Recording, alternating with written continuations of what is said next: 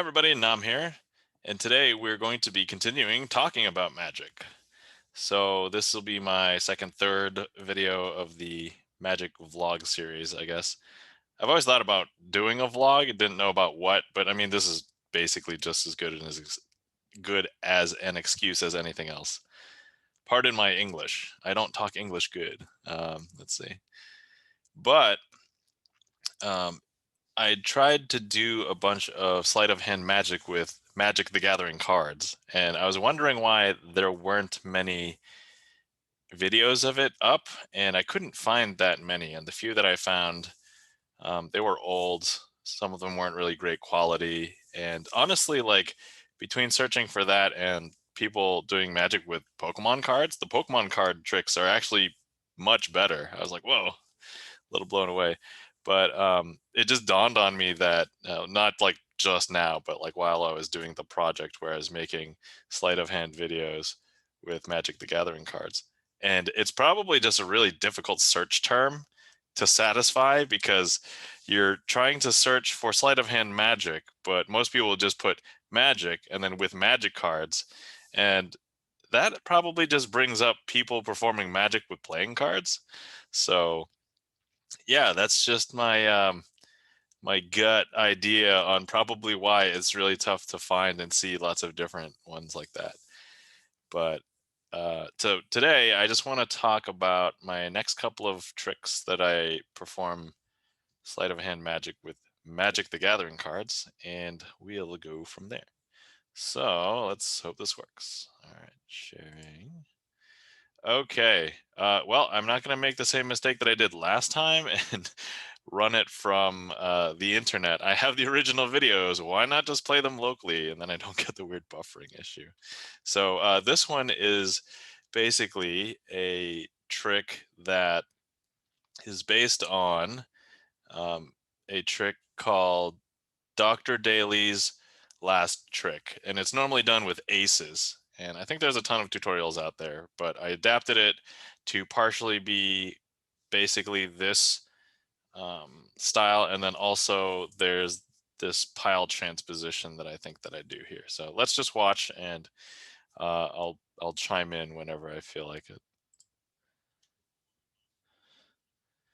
Oh, I just realized perhaps I am not sharing the audio. All right, let's make sure it works now. Okay, here we go. Hello, I'm Nam, and welcome to Magic with Magic Cards. Today I want to show you something interesting with these 4 cards, and these cards are just markers so that you kind of see what's going on. So, first, we're going to go ahead and show you a swamp, and place it by the swamp. Show you a mountain, place it by the mountain. Show you a swamp, place it by the swamp. Show you a mountain, place it by the mountain.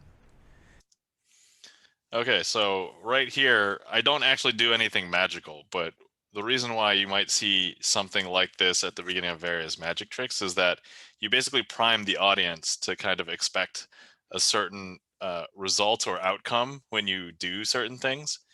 And I do want to point that out as part of this trick. So the trick in itself is actually pretty short. So if I didn't do this, this would probably be an actual short, but at the time I wasn't trying to shoot for shorts. If I had known, could have done that. But anyway, let's proceed.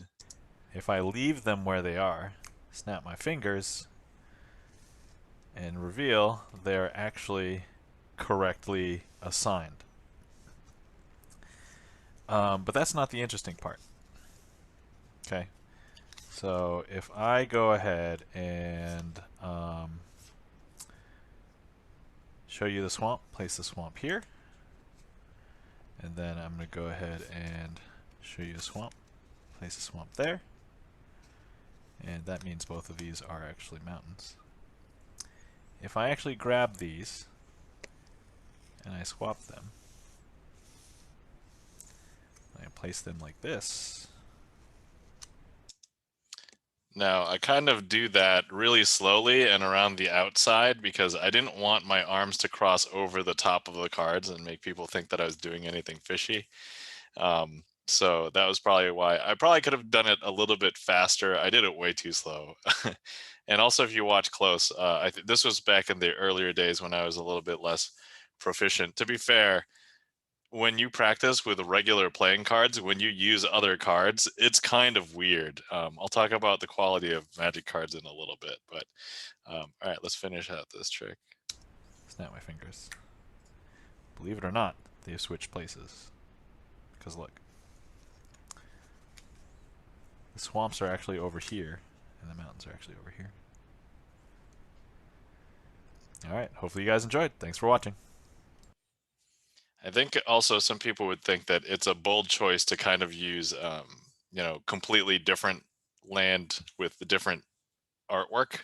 So, like, I could have chosen 2 swamps and 2 mountains that had the same artwork, and then you wouldn't really be able to tell the difference of anything. But if you're following along, I don't think it gives anything away in this. But so yeah, decided to use swamps and mountains mostly because when you're using a playing card deck, cards are red and black, and these happen to be red and black. So there was this extra level of comfort for me in this.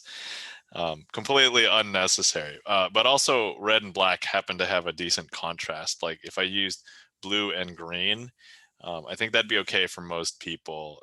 But some people, maybe with like color blindness or just like weird color resolutions on their computer, might not have been able to tell as much of those colors. So I just wanted to kind of keep some level of comfort there. So this is one of the tricks.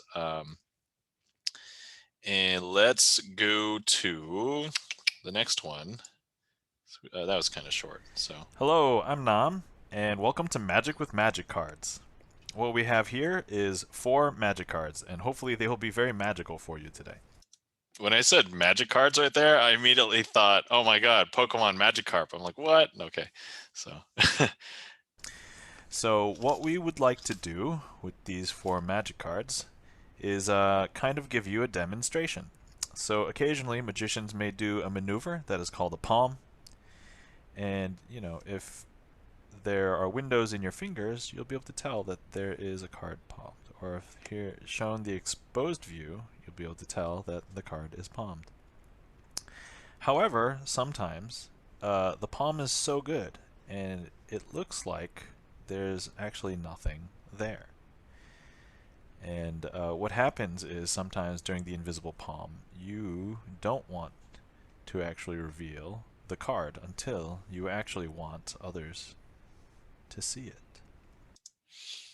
okay, so when I first saw this effect, there were not many tutorials available on YouTube. I think there are now, but when I first saw this, I was like, oh man, that trick's so cool. I reverse engineered it from a performance that I saw. Um, so one of the most prominent channels that I watch that has a lot of card tricks is a million card tricks, which is put on by this young magician named Nathan, and he actually inspired a lot of the tricks that I'd learned earlier on because they were just available and there. But this is one of those, and if you basically want to learn this, I mean, there's a ton of tutorials out for it now. But the invisible palm I really like as an effect generally because you're kind of giving the audience a little bit of knowledge into um, what some magical effects or like techniques are. In this case, palming. So you reveal what palming is, and then the fun thing is you circumvent the expectation of how palming is used. So that's what I really like about this particular trick. But all right, let's continue here. Now, if you missed that here, we'll go ahead and do that again. So, watch. We're going to go ahead and palm a card. And it is actually in my hand. It's just invisible. And it's invisible because I don't want you to see it yet. And it won't appear until I want you to see it. And now, if we show you that this is a mountain, here, we'll go ahead and leave the mountain right there. And what we are going to do is palm the mountain off of a deck.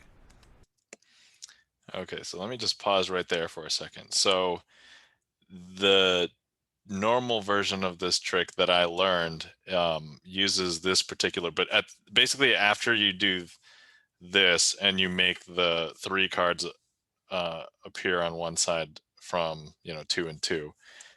This one can widely diverge. So if you watch a lot of different performances, the way that people deal with this last transposition is interesting and different. And so that's always fun to just kind of, see how people handle it. And this particular one uses a color change that I am not fully comfortable with. I think at the point of doing this trick here, I'm a little bit more comfortable with it now, but I don't really prefer it. So, all right, here we go. Okay.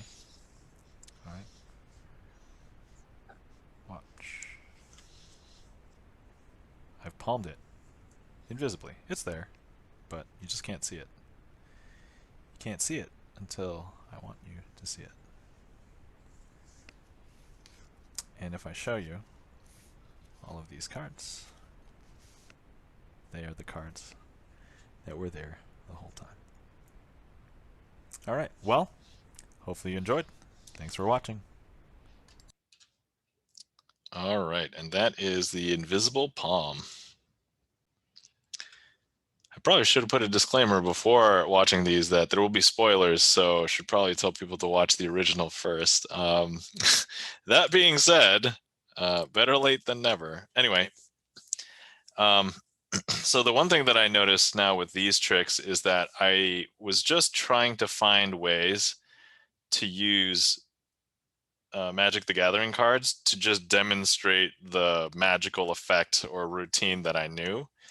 And I didn't really have any thought as to how to personalize it to really make, to involve the magic cards. Like those tricks, I could have basically done with anything. Didn't really have to be, Magic the Gathering cards, but I think that's something that I end up trying to rectify. I don't know if it's next. Let me just see what the next videos were. Yeah, not for uh, at least a couple more videos, but eventually I get to the point where I try and create a story that goes around it that actually uses like the IP or the whole reason why I'm using these cards, right? So um, let's see. All right, so let's talk a little bit about handling magic cards. So when you're using regular decks of playing cards, what you end up getting used to is, the standard. I don't know exactly what it's called, but it's like air cushioned and like crushed cards, so that you feel like, if you've ever handled like a deck of bicycle cards, that's basically what a lot of them feel like. They're slightly textured, and the thing is, if you know what magic cards feel like, well, we'll talk about the feel of magic cards for purposes of magic. So if you've played Magic for any serious amount of time, you'll know that cards from different eras in time have different feel and even different cut corners, which really makes for really interesting things related to certain sleights. And so the one thing that you really want with a deck of cards when you're doing things is kind of uniformity, right? So if you have cards that have like a different texture, they glide against other cards differently, that becomes a problem for certain sleights. If you have cards that have certain corners that are cut just slightly different than other ones, that becomes a slightly more difficult card to use with that deck, or those cards shouldn't work together with those decks. So with the tricks that I did here, I basically used new lands. If you didn't notice, there weren't any white bordered lands, there weren't any like old lands. So the new lands were at least generally uniform, or at least uniform enough that they were decent enough to use. I do try and get away from that later, but it's still like, I don't know, the lands are still ubiquitous. Like I explained in my last video that, I use those because they're easily recognizable. So anybody who's just coming across the video and just wants to watch it can still enjoy it. They don't have to know exactly what all of these cards are, which was the problem with my Boros trick, because there's a ton of just random cards besides a plains and mountain that, people who started playing like 5 years ago still wouldn't even know, right? Like, so that's always a big problem. But um, so yeah, there's that problem, and then there's the, depending on how you store them, sometimes cards can get warped. If they're foil cards, they can kind of get bent. Something that I've found in just my random workings with a bunch of the different card games is that when you use foil cards, sometimes even if everything's like in good pristine condition, just gliding them across another card, it can actually scratch the foiling. So that is something you have to be careful of, especially if it's a card that's worth something. People were like, some of my friends were making jokes like, oh, you're going to do some magic with like some dual lands, some power 9. And I'm like, well, I don't have any power 9, so that makes that pretty easy. But I have some dual lands, but I don't know if I want to do sleight of hand magic with them. So I guess we'll see. Anyway, comment down below if you want to see me do sleight of hand magic with dual lands. Yeah, I don't know if I'm really anxious to do that, but maybe I'll make it like a milestone if I end up getting like lots of subscribers or something one day. All right. Anyway, that is, I think, everything I wanted to talk about today. Is actually probably more than I wanted to, but got to save some stuff for next time. Got a few more videos of that. We'll move on to the next game, and I don't know. Hopefully, people find this interesting. So, all right. You have a glorious day. Thanks for watching.